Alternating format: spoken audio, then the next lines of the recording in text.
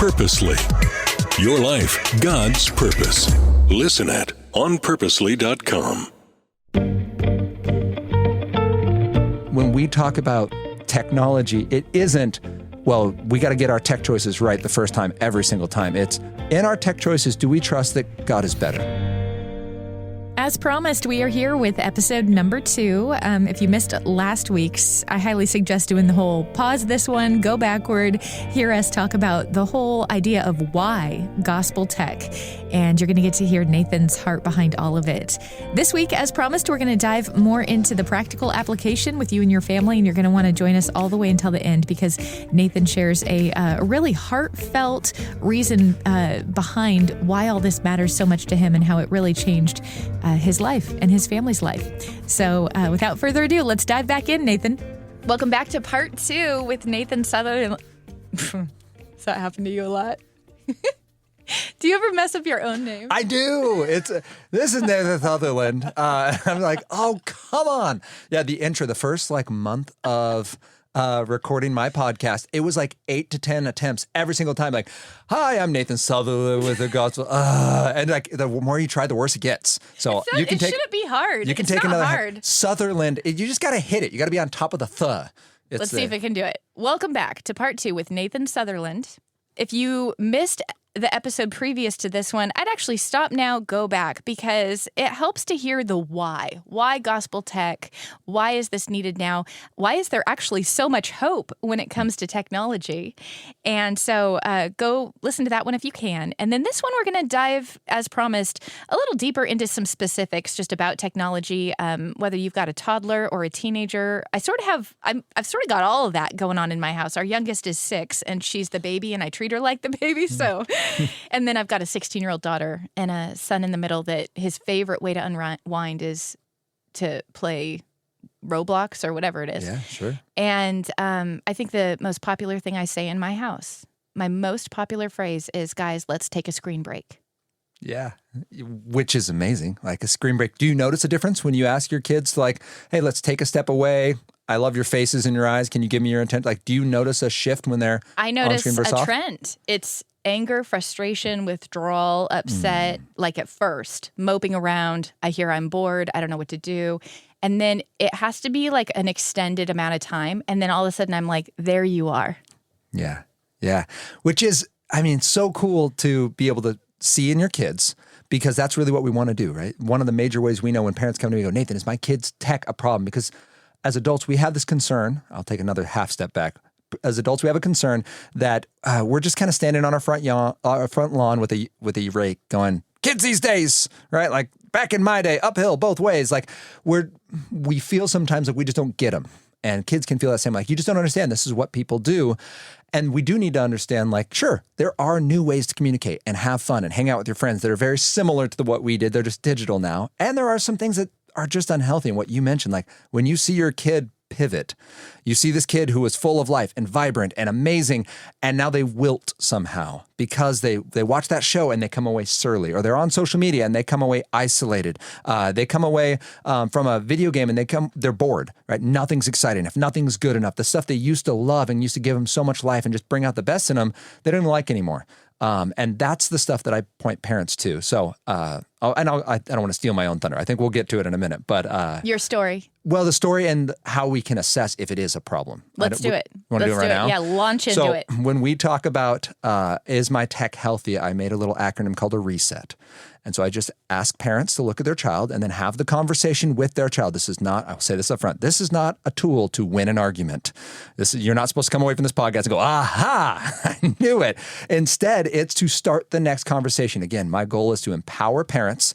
I want parents to be able to talk about healthy tech, communicate the gospel clearly, and connect the hope of the gospel to their daily tech lives. That is my daily goal. So the reason Reset does that great is because we go, all right, does tech improve or impede your relationships and responsibilities? That's the R of Reset in the acronym. And go, all right, is my kid better at their relationships and responsibilities when they use this tech?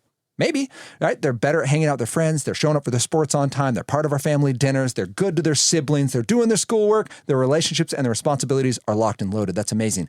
If not, if it's impeding instead of improving, now we have a conversation point, right? Now my talking point as a loving parent is not, man, I hate that video game, or I don't like that show. It's, hey, when you go and play that game, I've noticed that you quit doing your schoolwork, or I've noticed that you quit hanging out with that group of friends. What's going on? And I'll get in a moment to why that matters, but relationships and responsibility is the first. Second is our enjoyment. And I don't mean does your kid really like video games, because video games are awesome. They're really easy to like. They're incredible. This is talking about that wilting. Does your child come away more alive after engaging in this tech, or does it seem like they kind of invested a part of themselves and then left it there, and they don't get it until they come back to it, or until they talk about it, or until something comes back around that subject? That's our concern, is really that pivoting and the superimposing of this thing over the rest of their joy in life. Then the S is sleep. Basically, if they have what I would call drool tech in the bedroom, so two kinds of tech. You have tech that helps you create, tech that helps you consume. So if they have tech that helps them consume in their bedroom, they're probably having their sleep impacted. So smartphones, smart TVs, video game systems. No kid needs a $1,000 alarm clock. So you can go on Amazon and buy a $30 one that works great. Smartphones shouldn't be in their room. It's not helpful. But their sleep is the third on that reset. The fourth is emotions. Really are the high highs, low lows tied to video games. And the last one is time. And really with time, I just want to get back to contentment. Can the child be content with the amount of time they get on their technology? So when we look at a reset, that then helps us understand, all right, is there even a problem here? If a child, you can say, yes, tech improves every one of these, then great, your child's fine. And they can keep using that in a healthy way, have some boundaries so you can see when it starts to go off the rails, because at some point it might. But now we know, reset, it's healthy. This is okay for you in the season, child. Sometimes it's a 1 out of 5 or 2 out of 5, or in my case with gaming, it was a 5 out of 5 on no. Like, this impedes all of these areas of my life. And at that point, we need to ask why. Go ahead. Before we do your specific story, Yeah. I want to give a little further clarification between tool tech and drool tech. Yes. Because I've heard you explain it like Microsoft Word. Yeah. It helps you create, helps you get that paper done faster, tool tech. Drool tech is anything that, what is its aim? It's designed to help you consume, and it has another goal. It wants to take your time, your focus, and your money. And the reason that's so important for us to understand that there are really two kinds of technology is because sometimes we just thought it is like a one umbrella screen time, but they're designed differently. So Microsoft Word is one of my favorite examples of, at no point has Microsoft Word ever tapped you at 11 p.m., sent you a notification, just been like, hey, haven't just noticed that you haven't been up here for a while. Like, you thought about writing on this document recently. Like, it doesn't do that. And it doesn't send you little excerpts of other people's writing projects. Like, do you know that Sally already started her book? Did you know it's way better than yours? It doesn't do that. It's because it's designed as a tool. It's meant to help you write. You can sit it in the cloud. You can get edits from people all over the planet, which is amazing. When I'm doing some of my writing, one of our editors lives in South Korea. That's incredible. I can do what I need to do, and I can do it really well, but it waits for me. It's a tool. Drool tech, it doesn't mean bad tech. It just means that it is designed for what they would call engagement. And engagement really comes from habits. So they're going to try to develop this piece of technology into your habits as a regular piece of how you accomplish life. That's when kids are like, well, I don't even know how to talk to my friends if I'm not right. This has become habitual. It's just how you do it. And the end game on most of those is they want to take your time, your focus, your money. One of my favorite examples is YouTube. Again, I use YouTube. I have videos on YouTube. I like it as a resource, but it's not tool tech because it's actively fighting you. So they have more than 1 billion. In fact, I think there are 1.2 billion monthly users. So if they were able to get 1% of their users to stay 1 extra minute, they would be able to add more than 38 years of viewing in that month. Where tens of thousands of hours would be added if they could just get 1% to stay 1 minute. Well, 3/4 of their views come from their suggested bar. And that means that someone went on YouTube looking for a do-it-yourself project, and they watched their 2-minute video that they meant to watch, but then the suggested bar, right? If 3/4 of the views come in the form of videos that people didn't search themselves, they went online and they decided, I'm going to stay here for that extra minute, 3 minutes, 5 minutes, 15 minutes. And that is how they get their revenues. That wasn't your point. It's okay to watch a 15-minute video, but the danger is drool tech can convince you need things you never wanted. And that's the reason we care about it, especially with developing brains who are already having an underdeveloped frontal cortex, the part that inhibits our behavior and helps us go, oh, you know what? I want to do that, but maybe I shouldn't. They don't have that part. It's not done till mid-20s. And that's not a slight at young people. It's a note for us as parents to say, hey, if we know that this technology is designed for engagement, and we know that kids can't inhibit their behavior as well as adults, then maybe we want to provide a buffer. Maybe we want to give them some space. Maybe we want to put loving boundaries where we say, hey, let's put down our screens, kids, and go out and enjoy the rest of life, because they will overconsume, especially when it's designed to be done that way. It's so interesting because even at the time of this recording that you and I are doing, which is like the tail end of February, there was something in the news, even today, something about a bill going before the Supreme Court. Are you aware of this? Because there's like a thing that can't hold Google or anyone liable. Yeah, so that's on the terror side. So that's the extreme examples they're using is, hey, ISIS posted, right? They posted, they're gaining followers from this. You're responsible for that. But what they're trying to do is use that as like the tip of the spear to say you're also responsible when these other things happen. And that is a huge conversation when it comes down to, I mean, safety and free speech and, the rapacity with which we work online. We expect a 24-hour news cycle, and we expect information well before it's vetted, just because information, there's no bad information. It's just, okay, well, we'll correct that later, and we'll just keep putting out more info. So the current argument is, hey, Twitter, this stuff came out on your platform. You're responsible for what this did to people because you need to vet it. There's also there's suits coming through when it comes to child trafficking and some of the content in those areas. It is really hard to know what is right. I will say, the Seattle School District just recently sued social media for its impact on youth health. I thought that was the study you were going to come up with. So last week, I guess whenever this comes out, February 13th, the CDC released a study with 2021 stats citing that 3 out of 5 teen girls had long durations of depression in the United States in 2021, and 1 out of 3 teen girls considered suicide. We recognize that is correlated, and actually a pair of researchers, Jonathan Haidt and Jean Twenge, argue that it's causational.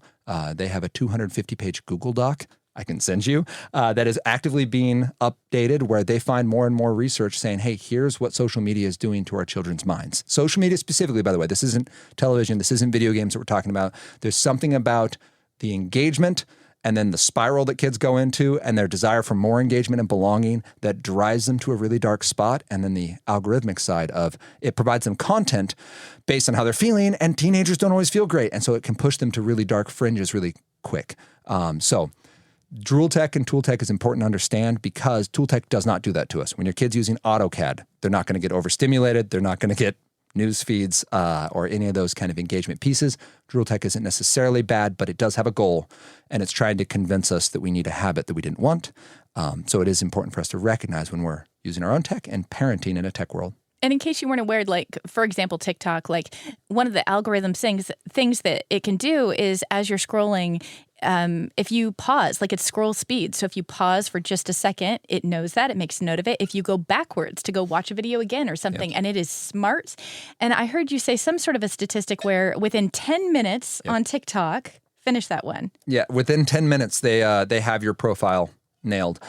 So that was from a Wall Street Journal investigative reporting piece where they made 100 different accounts, and they set them with a primary motivation and a secondary motivation kind of in the background. Like, all right, this one's going to be into athletics, but they're also into, gambling. And like they made these 100 different profiles, and within 10 minutes, TikTok had nailed their profile and had pushed them to the farthest out fringes of that. So it's no longer just sports. It's now, sports injuries. It's no longer just, techno music. It's some dark themes. Some of these profiles in the first 10 minutes were pushed to self-harm, eating, or disordered eating stuff, talking about dieting and body image, and just a bunch of mental health kind of self-help, but the fringe parts of it, which are talking, okay, for example, there was a thing that happened on TikTok where social contagion is the psychological term of when kids see something and they start to kind of adopt it for themselves. So there was a whole group who started engaging in conversations about Tourette's, and then started manifesting Tourette's symptoms, but they don't have Tourette's syndrome. They simply were picking up on it because they were being exposed to it for such long periods of time. And that's kind of what we're talking about is this concept of kids being exposed to new ideas way faster than they can inhibit and farther out than they would have searched if they were given the option. They didn't Google this stuff. It's being fed to them by a program that, again, just wants their attention. It doesn't necessarily care about their health. And the psychological reason that it pushes to the fringes is because the reward center in our brain, it needs to have like more stimulation, or what is that? Because it works is the short answer. They found that when people get pushed to the fringes, that it's the most interesting, it's the most engaging, that you get bored in the middle. And so it keeps trying to find you that next new piece, but it happens really, really fast. And unfortunately, now that novelty forces you to go find new novel things. And we see that in any area of where we are seeking satisfaction from something in novelty, that we constantly look for the new, and it inevitably pushes a line of safety and wisdom. And that just happens really fast in social media sometimes. And TikTok does it in 10 minutes. And the average amount of time that our kids are on a screen is about 7 to 9 hours a day. 8.5 for teens. Yeah, 5.5 for kids under 13. I promise you there is a lot of hope left in this podcast, but we kind of have to call it what it is to get there. Yeah. So I want to pause here because we've been talking about getting to your story. So let's do that and then come back with some other thoughts. So my story in the technology, we're going to have to go back a ways. I'm going to start when I was 8. It really all started with a little Mario Brothers. My dad showed up one day with a Nintendo Entertainment System, and we sat down. I've got 4 sisters, so we all sat in front of the giant tube TV, and we played Mario Brothers and Duck Hunt on the same cartridge, nonetheless. And my mind just kind of exploded. Like, this was good. That's all I knew. And I loved video games from elementary school through middle school through high school. This is before being a nerd was cool. No one grabbed that moniker for themselves. We were given that if people found out, but like you hid this stuff. Like you had like secret code words where you'd like name a character from a thing. And if someone like side-eyed you, you'd be like, yeah, all right, we know. But like no one of these people do. So like keep it cool, man. Like make them think we're just athletes. I kept playing it. I always assumed I'd grow out of it because I didn't know any adults who played video games. I mean, at the time, there weren't many. There were probably a few. But now the average age of a gamer is 33. There's 250 million gamers in the United States. That's basically 2/3 of the population. Yes, moms, playing Candy Crush counts as being a gamer. That's $1 billion franchise. My game of choice is Gardenscapes. And if you knew what level I was on, your respect for me would plummet. Yeah, sometimes, right? A confession, it's good for the soul, bad for the reputation. I listen to podcasts of spiritual nature in the background while I play. There we go. All right. Worship music is just, but it is like, those are games. Like that is, you are a gamer. And you're a gamer. And that is really important for us to know when we talk about games, because most of the modern video games are being made for someone like me, right? I game since I was 8. So I've had 30 years of scar tissue built up. So sure, like now Super Nintendo doesn't do it. PlayStation's 1, 2, 3, 4, 5 don't do it. Like I need this thing set on my head and seared into my retinas. And if my head doesn't smoke when I'm playing this, like it's not intense enough. But then we hand that to like an 8-year-old, and that kid's like, that's his baseline. He's like, this is now the new normal. Life is boring. Video games are incredible. And so I grew up until, it was through college. I had a master's degree, a house, a wife, a career job as a teacher. And it was 2 a.m. one morning, and I pushed myself back from my desk because, full disclosure, my wife went to bed early because she's part cat. So she can go to bed at like 9:30 and just instant out and love it. And that's when I would game. And mostly because I had an inkling that I wasn't healthy in my gaming, and I didn't want there to be any fights about it. And so what better way to stop a fight than just hiding it? By the way, it's a terrible life choice. I just want to claim that now. And this particular morning, I had told myself I'd be done by midnight. My group I was playing with was bad, and we kept losing. I was like, I just need one more win, just one more. And then 2 a.m., we lost again, and I just shut it down. I was like, all right, I have to get up in 4 hours. It's Sunday morning now. I'm going to get up and be cool so that Anna doesn't ask lots of questions about why I'm so tired. Got in bed, and I just said a little prayer. I was like, dear Lord, please help video games not be a problem. Help me be a good husband, a good teacher, and a good son of yours. Amen. Passed out. Woke up 4 hours later, pretending everything's cool. Went to church, and pastor normally preaches through a book of the Bible. He said, today we're taking a little aside. We're not going to go through this book of the Bible today. We're going to talk about addiction. which I was like, oh, this is, really good. Someone here probably needs that. But I don't really remember much of the first half of the sermon because I was tired. I was up 5 hours ago at this point, and I am having a hard time following along until partway through the sermon, the pastor says, if you're asking God to help you manage your sin, you're praying the wrong prayer. God doesn't manage sin. He kills it. And that was really spot on for where I had just been 5 hours previously. And I was like, all right, Lord, I get it.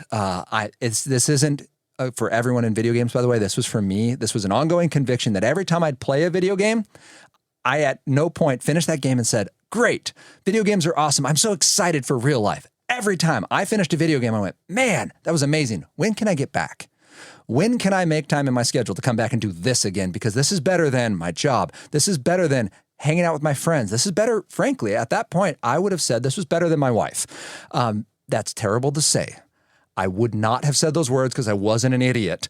But deep down, that's how I was living. I was cutting corners. If my wife went for a 3-day thing with some friends, that's awesome because now I can do just uninhibited gaming time, right? 15-hour binges, here I come, because that's unique time for me. And I would have all sorts of excuses why it was fine. It's my interest. It's my passion. It's my pastime. It's whatever.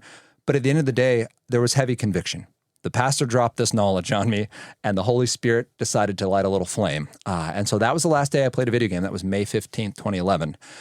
But 3 weeks later, I was in my backyard digging a hole, only semi-morbidly, and I had a conversation with God. I put my shovel in the ground. I was like, wait, you mean to tell me that the rest of my life is wake up, go to work, come home, do more work, go to sleep, rinse and repeat, and then I die?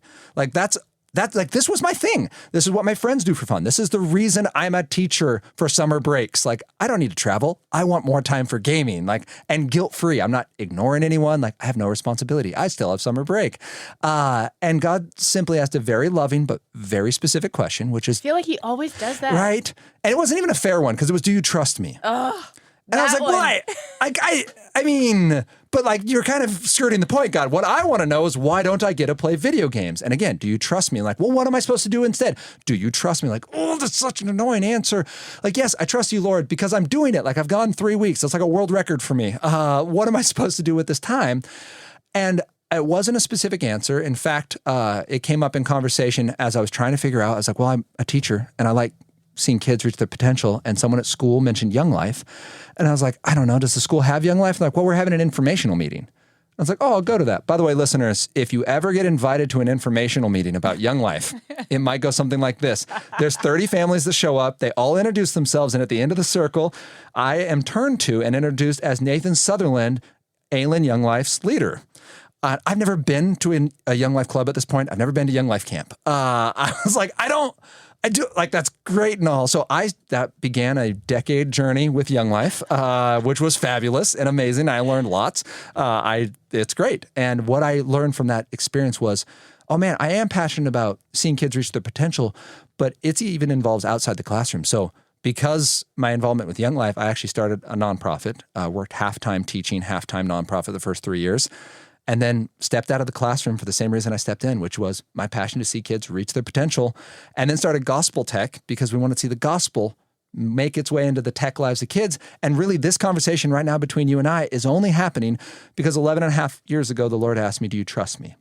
And I think when we talk about technology, it isn't, well, we got to get our tech choices right the first time, every single time. It's in our tech choices, do we trust that God is better? And I think that's really, there's 3 takeaways. First, you need to understand that video games are awesome. Listener, your kid's not wrong. They're not crazy. Video games are incredible. And they're made by smart people that understand story and adventure and beauty. And there's a lot going for video games.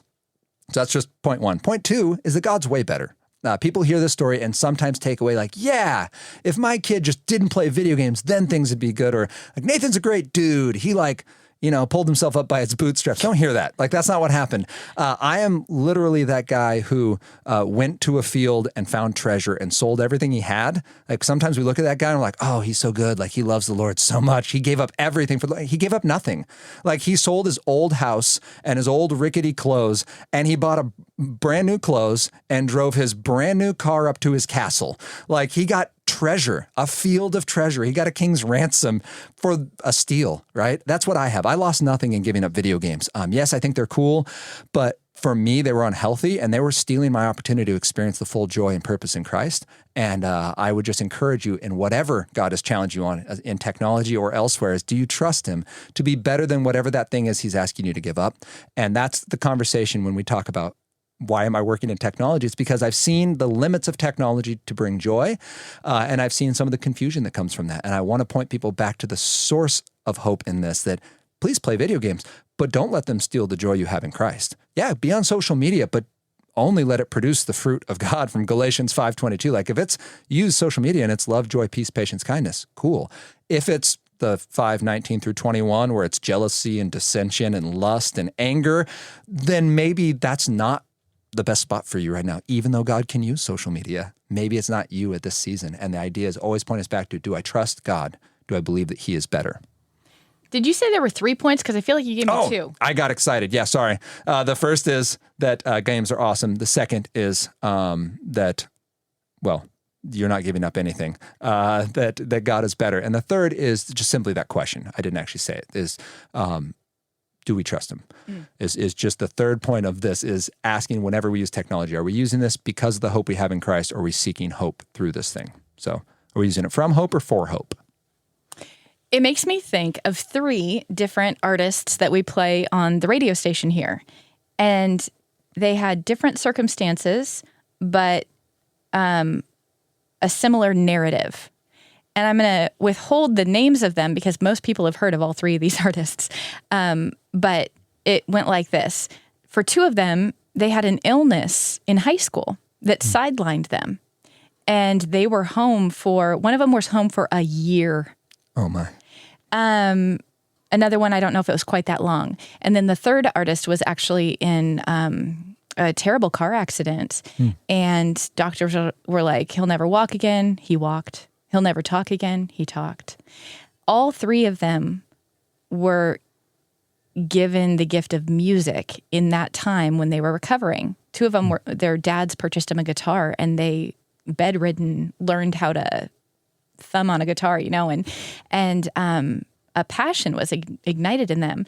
And then the one that didn't get the guitar, she said that what it actually did was it solidified her time with the Lord. And she felt like, she says now from stage, she says, if God takes you out for a season, get excited. Because he is doing a work in you that is preparing you for the next place that you're going to land. And she said that when she would look in the mirror, she would see stadiums and arenas. She could see herself. And it was like, it was almost like a vision. It wasn't a hope or a dream or an ambition on her part. It was literally a vision. And she didn't fully understand it now, but she's completely living into it. So artists are Mike Donaghy of 10th Avenue North, got the guitar. He was the one that was in the car accident. Chris Tomlin, who Time Magazine says is the most performed songwriter in the world, right? So what that means is the songs he's written have been translated into languages all across the world, and they're sung in churches, like in more languages than you can ever count. He's like America's worship leader, but also the global worship leader. And the third one is Lauren Daigle. Oh, yeah. And I think if any of them had have had access to a tablet, a smartphone, whatever technology of choice it was, could they have potentially missed the season that the Lord had intentionally put them in to find what they were most passionate about? Yeah. I wonder if that's happening. Yeah, I would, yes, please, parents, pray for our kids on this because we see this happen in our own lives. 2 things. First would be, yes, we need spaces of quiet and we need spaces of calm. And we often say, well, like, I I don't know. I use my phone for my Bible, but notifications come in, right? Like there's a reason I keep a physical paper Bible for my quiet time because there's no notifications from my physical paper Bible. And there's lots of sticky notes, which is great for me. So I absolutely think that we need that down space and that quiet. I know John Mark Comer is someone I respect and admire, pastor out of Portland, who does an awesome job of pointing us back to like the need for quiet and kind of holy spaces of like, no, like we're going to create space in my life intentionally because I trust and value God. Like before he shows up, before I get any experience out of it, but I love God, so I'm making this space for a relationship into here. And I would actually say, this isn't normally part of the story I share with the video game, but I think it's really important. Oh man. So when I quit video games, within the next year, my wife and I found we were pregnant with our first kiddo, and we were super pumped. And within 3 months, we got some like news that maybe not everything was well with our kiddo.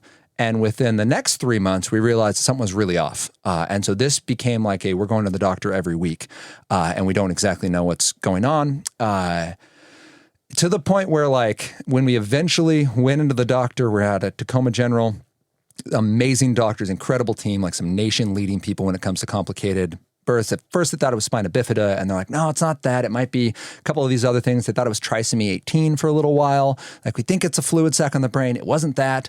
And we're like, what exactly is happening? So right about 5-6 months, they pulled us in and like, hey, like, it's not good. And I remember the meeting. We were sitting in the doctor's office, and the doctor comes in, and she's basically was like, yeah, it's a pretty complicated situation. But I mean, we'd been doing this every week, like with regular checkups with no real information. And we're like, She's like, yeah, it's like, this is a really tough case. Right. And like at some point she had to be like, your baby's not going to make it.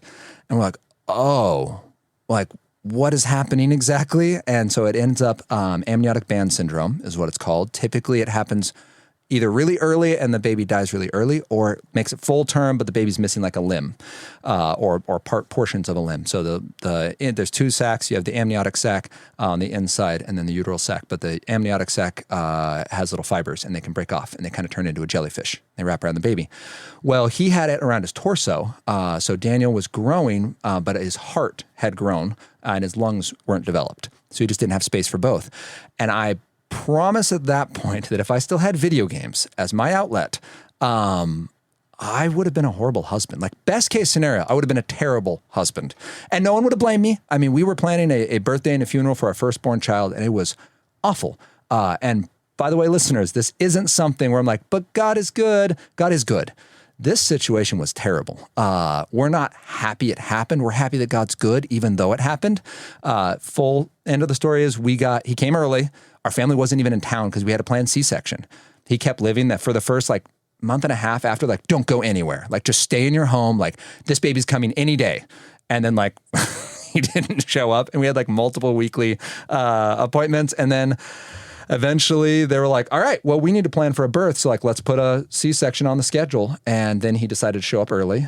So he came 2 weeks early, which was great because we didn't know what to do with this day getting closer. We didn't know how to process this grief and excitement. And we got to meet him, and he lived 10 minutes, and our family got to meet him. And it was a beautiful picture of God's provision for us, but still just like the brokenness. Like, medicine couldn't fix it. Doctors could barely explain it. We had one godsend of a nurse who told people to bring a camera, which were like, why? Why would we want a camera? We have pictures of Daniel up in our house. We never would have thought that you'd want to remember this day. And some people may not, but like, this nurse took pictures of like everything. So we have really sweet pictures, and we ended with just this brokenness, but we were still broken together. I wasn't in a space where I had to run to another world to feel calm and present. I was able to be just broken with my wife, and I had no answers. I had no expectation. People came and just prayed with us, worshiped around us. Like, when we didn't feel like singing to God, they worshiped God for us, and just songs of promise that God is good. And so, it is, I don't know. It's a hard situation. What I would say is, when God is asking you to lay something down, he's not doing that because he's mean. He's asking you to trust him. And if he'd said, yeah, give up your video games because your firstborn son's going to die, I would have freaked out. Like, I wanted answers. And God graciously was like, yeah, no, you really don't. You really don't want answers. Because if that was still our firstborn son and I had said, great, well, we just won't have any kids, well, we wouldn't have had 2, 3, and 4. Right? We wouldn't have Owen Henry Hadley if I had been like, well, I don't want to experience that loss, so I just won't have any kids now, God, because now I know what's going to happen. And instead, God very graciously carried us through that hard season, has provided us with other blessings. I'm not going to say that they've made this okay, because they haven't. Like, we missed Daniel. We really wish we got to see 10-year-old Daniel, but we get to see 9-year-old Owen and 7-year-old Henry and 3.5-year-old Hadley. And they talk about their brother, and apparently occasionally tell people that they have a brother who's not alive. And so we have people who be like, one of your kids died? And we're like, oh, which kid told you? Like, sorry, you just mentioned this in carpool.